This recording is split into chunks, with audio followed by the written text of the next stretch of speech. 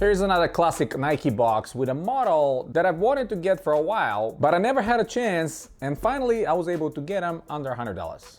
Hey guys, welcome back to a Kick Students channel, and today we're looking at another colorway of the Nike Air Max 97 OG, a model that was super popular back in the day when it came out in the late 90s. I knew a lot of kids around where I grew up had them. They were super expensive and they are continuing to be super expensive.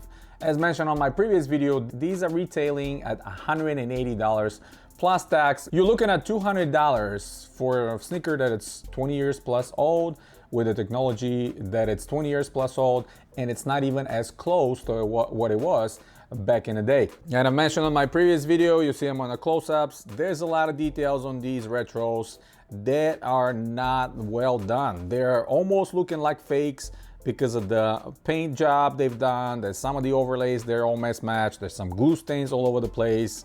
Overall, from a distance, they look like the original one, but when you get closer, they're very different.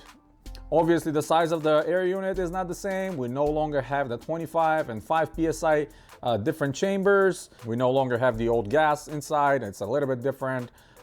Hence, those air units are tiny. At least that's what Nike is telling us. On the flip side, they're releasing models like the 270, which has giant air bubbles in the back. Somehow that works for those models, but not for the retros. So I don't know what the deal is over there.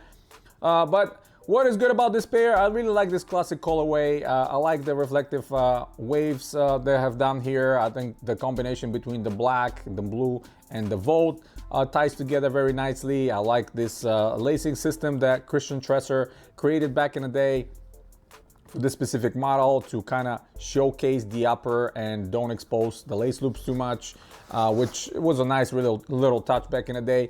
And realistically, stepping up from Air Max 95 to a completely visible air unit all around with the 97, that was a massive step from Nike. And I mean, at the time we were talking about 95 when that visible forefoot came out, and we're like, oh my God, what did Nike can create more? What else they can show us? So 97, when they came out with this thing, we were just blown away that they were finally able to expose fully the air unit all around, which was a massive win for Nike as a brand.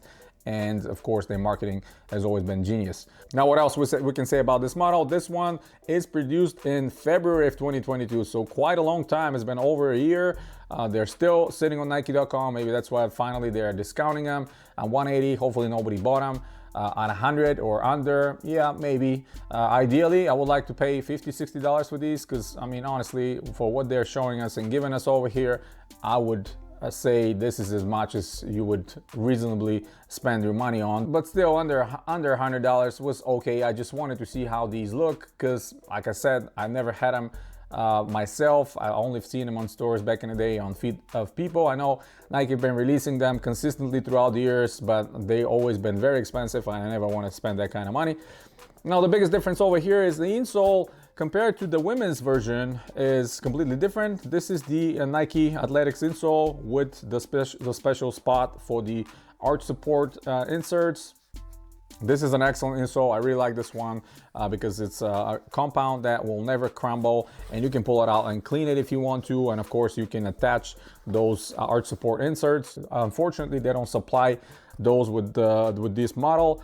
Some other ones that they released a couple years ago have them, so maybe if you have those, you can stick them in if you like that support. The fit is true to size, but it's awkward. I don't know, maybe because I never had the original one, maybe they felt the same way, but your foot tends to shift inwards, just what I'm trying to avoid. It's for those of you that are prone down and you are shifting your foot towards the medial side, you're gonna have a hard time with these. Hopefully you find some really nice insoles to kind of try to correct that. You can barely feel the air unit. It's pretty dense. The midsole is polyurethane, so pretty dense. And keep in mind, don't keep this in your collection forever. 10-15 years and these air units will fog out and start crumbling. So wear them while you can and enjoy them while you can. The inner liner is white over here, same amount of padding as in the other pair. The tone actually is more padded than the heel, but regardless, it's pretty comfortable when it comes to that part of the shoe. The stepping comfort, not all that there, but it is what it is. That is kind of to be expected from Nike retros, and especially these ones. They are featuring the polyurethane and they're featuring the air units. I'm not sure, maybe technology-wise they cannot fit full-size air unit in better compounds like any kind of polylites, maybe Cushlon, maybe that's not possible, or Phylon, maybe that's not possible either, but I don't know. What do I know? I'm not a Nike engineer. At least that's what Nike is telling us. We have a swoosh on the tongue, we have the pull tabs with Air Max, we have the tiny swoosh on the bottom, and of course the tiny ones on the lateral and medial side. And that's one of the features that I really like back in the day. Minimal branding, not this giant swooshes or not giant air like an up tempo, which I never liked because of that giant branding. Minimal branding always looked more classy, more proportional, and more unique. So this design definitely is one of the most remarkable ones from Nike back in the day, and Mr. Christian Tresser created an incredible shoe here, just like all of his other creations with Reebok and the other brands. So yeah, under $100, yeah, I had to bite the bullet. I wanted to see that shoe. I was curious. If I'm you, I'll wait a little bit more even, try to catch him on the Nike factory store. On a deep discount, hopefully 30% off and back wall and stuff like that, because don't give your money to Nike, they already have billions. So anyway, that's pretty much it, guys. Hit the thumbs up if you like the video, stay tuned to the channel, subscribe if you're new. There are a lot more videos coming very, very soon, and as always, guys, you have a wonderful day.